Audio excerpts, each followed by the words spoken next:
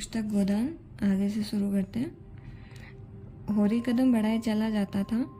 पगडंडी के दोनों ओर ऊख के पौधों की लहराती हुई हरियाली देखकर उसके मन ने कहा, भगवान कहीं गो से बरखा कर दे और ढांडी भी सुबीते से रहे। ढांडी को, गाय को राजस्थानी में ढांडी बोलते हैं। सो ढांडी भी सुबीते से रहे, यानी ढांडी भी अच्छे से रहे तो एक गाय जरूर लेगा।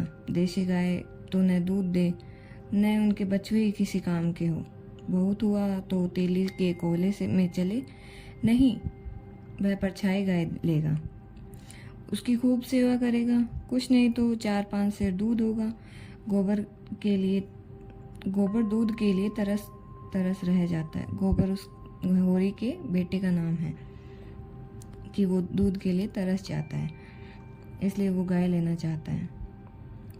इस उम्र में न खाया पिया तो फिर कब खाएगा।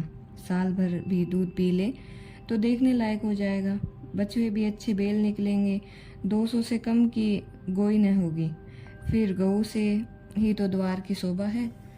सवेरे सवेरे गऊ के दर्शन हो जाए तो क्या कहना। न जाने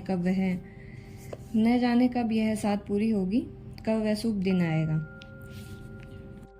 हर एक गृहस्थ की भांति होरी के मन में भी गऊ की लालसा चिरकाल से संचित चली आती थी। यही उसके जीवन का सबसे बड़ा सौपन था, सबसे बड़ी साथ थी। बैंक के सूद से चयन करने या जमीन खरीदने या महल बनवाने की विशाल आकांक्षाओं उनके नन्हे से हृदय में कैसे समाती। जेठ का सूर्य आमों की झुरमुट से निकलकर आकाश पर छाई हुई लालिमा को अपने रजत प्रताप से तेज प्रदान करता हुआ ऊपर चढ़ रहा था और हवा में गर्मी आने लगी थी। दोनों ओर खेतों में काम करने वाले किसानों से देखकर राम राम करते और सम्मान भाव से चिलम पीने का निमंत्रण देते थे, पर होरी को इतना अवकाश कहाँ था। उसके अंदर बैठी हुई समान लालसा ऐसा आदर पाकर उसके सूखे मुख पर गर्व की झलक पैदा कर रही थी। मालिकों से मिलते जुलते रहने का ही तो ये प्रसाद है कि सब उसका आदर करते हैं। नहीं, उसे कौन पूछता। 5 बीघे किसान की विरासत ही क्या। यह कम आदर नहीं है कि 3-3, 4-4 हल वाले महंतों भी उनके सामने सिर झुकाते हैं। अब वह खेतों के बीच की पगडंडी छोड़कर एक खलेटी में आ गया था, जहां बरसात के पानी भर जाने के कारण पूरी तरह रहती थी और जेठ में कुछ हरियाली नजर आती थी। आसपास के गांवों की गौएं यहाँ चढ़ने आया करती थी। उस समय मैं भी यहाँ ही हवा में कुछ ताजगी और ठंडक थी। होरी ने 2-3 सांसें जोर से ली। उसके जी में आया कुछ देर यहीं बैठ जा। दिन भर तो लू लपट में मरना ही है। कई किसान इस गड्ढे का पलटा खिलाने को भी तैयार थे, अच्छी रकम देते थे, पर ईश्वर भला करे राय साहब का कि उन्होंने साफ कह दिया यह जमीन जानवरों की चराई के लिए छोड़ दी गई है और किसी दाम पर भी न उठाई जाएगी। कोई स्वार्थी जमींदार होता तो कहता गाय जाए भाड़ में, हमें रुपया मिलते हैं, क्यों छोड़ें। पर राय साहब अभी तक पुरानी मर्यादा निभाते आते हैं। जो मालिक प्रजा को न पाले वह भी कोई आदमी है। सहसा उसने देखा भोला अपने गाय लिए इस तरफ आ रहा है। भोला इसी गांव से मिले हुए पूर्वे का ग्वाला था और दूध मक्खन का व्यवसाय करता था। अच्छा दाम मिल जाने पर कभी कभी किसानों के हाथ गाय बेच भी देता था। होरी का मन उन गायों को देखकर ललचा गया। अगर भोला यह आगे वाली गाय उसे दे दे तो क्या कहना, रुपया आगे पीछे देता रहेगा। वह जानता था घर में रुपया नहीं है, अभी तक लगान नहीं चुकाया जा सका। विशेषर साहा का देन भी बाकी है, जिस पर आने रुपया का खूद चढ़ रहा है। लेकिन दरिद्रता में जो एक पर अदूरदर्शिता होती है, वह निर्जलता जो ताज के गाली और मार से भी भयभीत नहीं होती। उसने उसे प्रोत्साहित किया। बरसों से जो साध मन को आंदोलित कर रही थी, उसने उसे विचलित कर दिया। भोले के समीप जाकर बोला, राम राम भोला भाई, कहो क्या रंग ढंग है, सुना आपके मेले में नई गाय लाए हो। भोले ने रुखाई से जवाब दिया। होरी के मन की बात उसे ताड़ ली थी।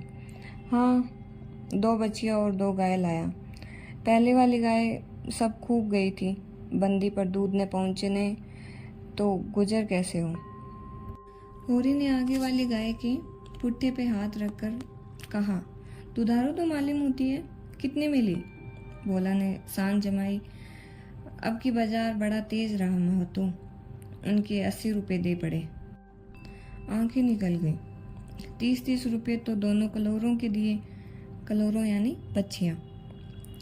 30 पर ग्राहक रुपया का 8 सेर दूध मांगता है। बड़ा भारी कलेजा है तुम लोगों का भाई, लेकिन फिर लाए भी तो वह माल की यहाँ 10-50 गांव में तो किसी के पास निकलेगी नहीं। भोले का नशा चढ़ने लगा। बोला, राय साहब इनके 100 रुपये देते थे, दोनों कलोरों के 50-50 रुपये, लेकिन हमने न दिए। भगवान ने चाहा तो 100 रुपये इसी बयान में पीट लूँगा। इसमें क्या संदेह है भाई, मालिक क्या खा के लेंगे, नजराने में मिल जाए तो भले ले ले। यह तुम ही लोगों के का गुर्दा है कि अंजुली भर रुपया तकदीर के भरोसे गिन देते हो। यही जी चाहता है कि इनके दर्शन करता रहूं। धन्य है तुम्हारा जीवन भी, गौओं की इतनी सेवा करते हो। हमें तो गाय का गोबर भी मैसर नहीं है। गृहस्थ के घर में एक गाय भी न हो तो कितनी लज्जा की बात है। साल के साल बीत जाते हैं, गोरस के दर्शन नहीं होते। घरवाली बार बार कहती है, भोला भैया से क्यों नहीं कहते। मैं कह देता हूँ, कभी मिलेगा तो कहूँगा। तुम्हारे स्वभाव से बड़ी प्रसन्न रहती है। कहती है, ऐसा मर्द नहीं देखा कि जब बातें करेगा नीची आंखें करके, कभी सिर नहीं उठाते।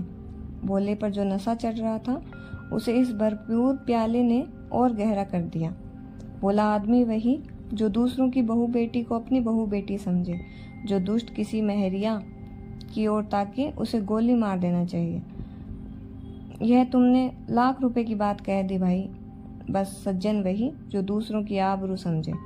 जिस तरह मर्द के मर जाने से औरत अनाथ हो जाती है, उसी तरह औरत के मर जाने से मर्द के हाथ पांव टूट जाते हैं।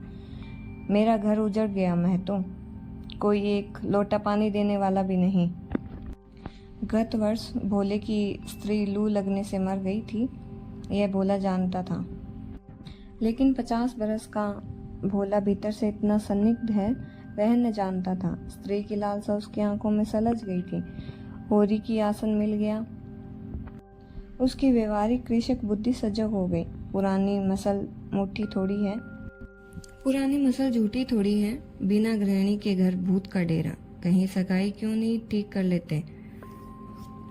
ताक में हूँ मैं तो, पर कोई जल्दी फंसता नहीं। 150 खर्च करने को भी तैयार हूँ, जैसे भगवान की इच्छा। अब मैं भी फिक्र में रहूंगा, भगवान चाहेंगे तो जल्दी घर बस जाएगा। बस यही समझ लो कि उबर जाऊं भैया। घर में खाने को भगवान का दिया बहुत कुछ है। 4 पसेरी रोज दूध हो जाता है, लेकिन किस काम का। मेरे ससुराल में एक महरिया है, 3-4 साल हुए हैं। उसका आदमी उसे छोड़कर कलकत्ते चला गया। बेचारी पिसाई करके गुजारा करती रही। बाल बच्चे भी कोई नहीं। देखने सुनने में अच्छी है, बस लक्ष्मी समझ लो।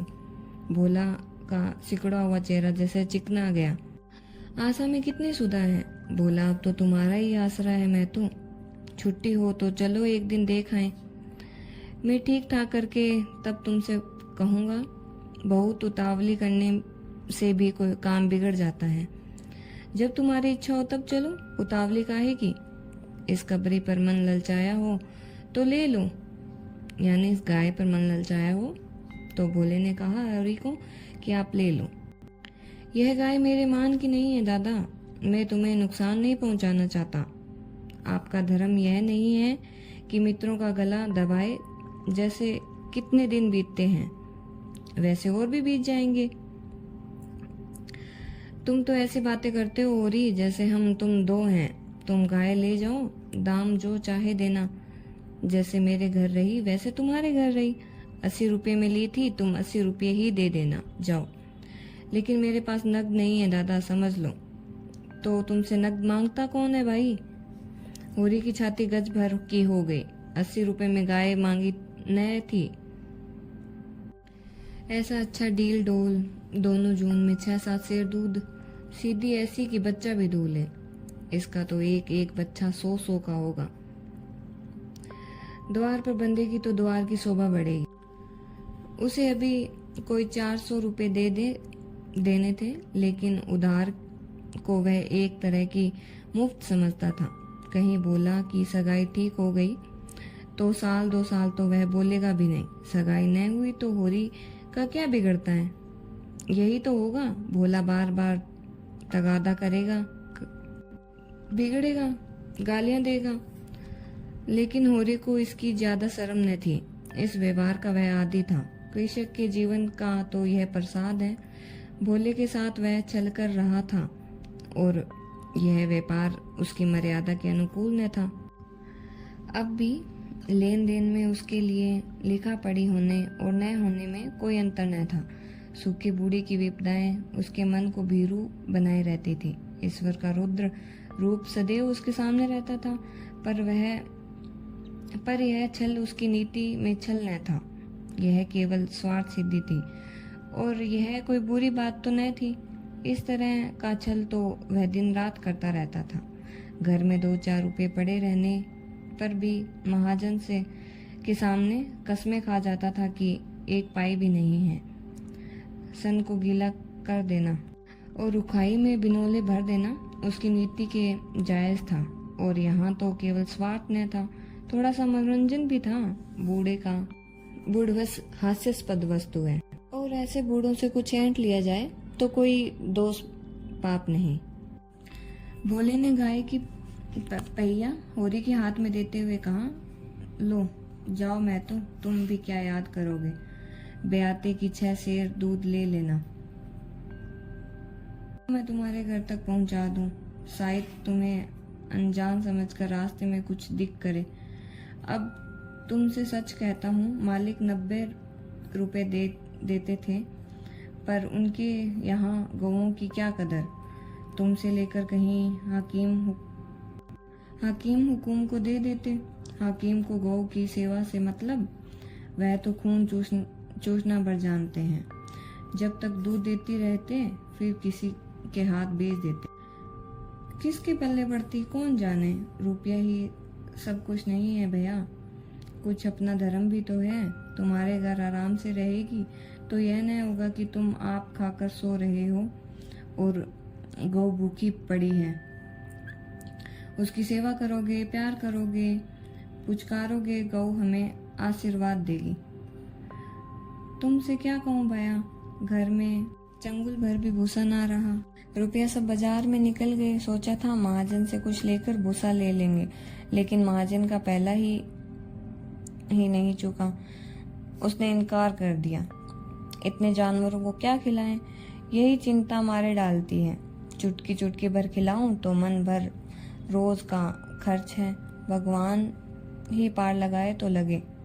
होरी ने सहानुभूति के स्वर में कहा, तुमने हमसे पहले क्यों नहीं कहा, हमने 1 गाड़ी भूसा बेच दिया।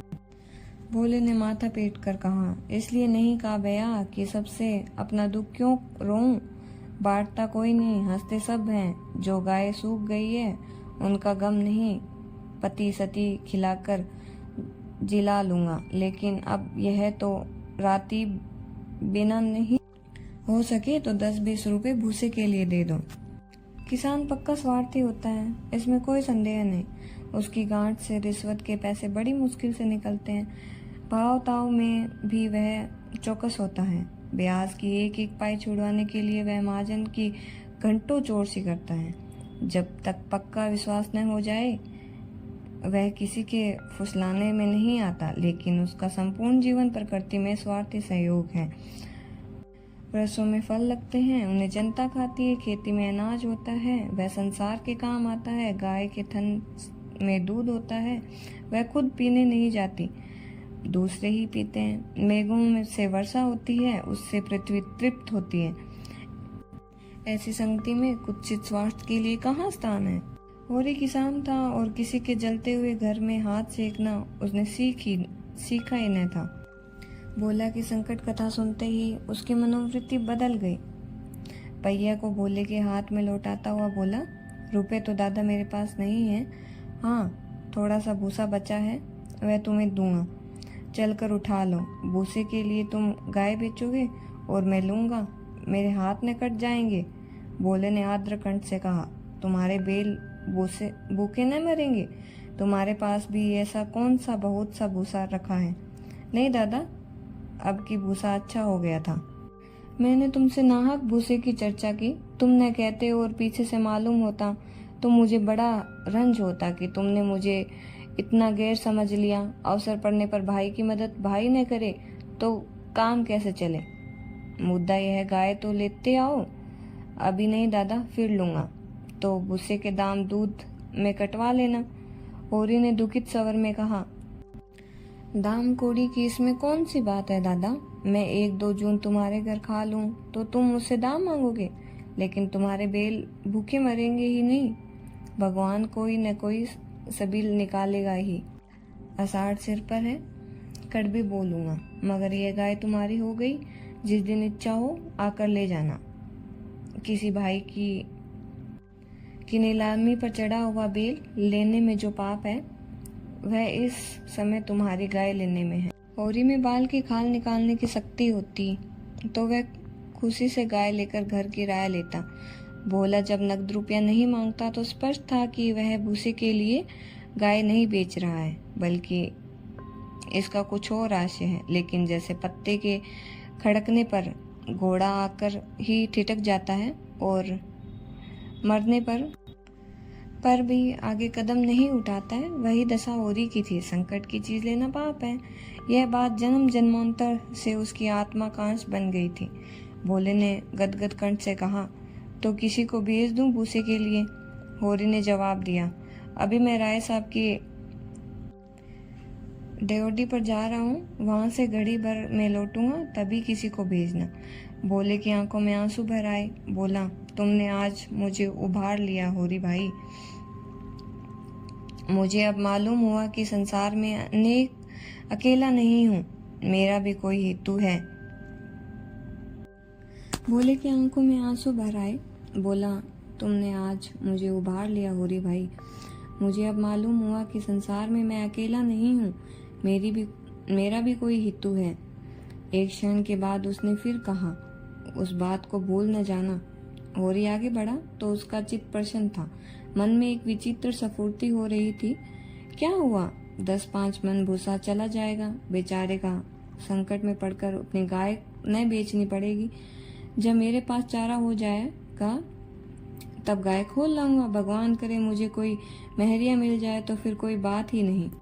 उसने पीछे फिर कर देखा। कब्री गाय पूंछ से मक्खियां उड़ाती, सिर हिलाती, मस्तानी मंद गति से झूमती चली जाती थी, जैसे वादियों के बीच में कोई रानी हो। कैसा शुभ होगा वह दिन जब यह कामधेनु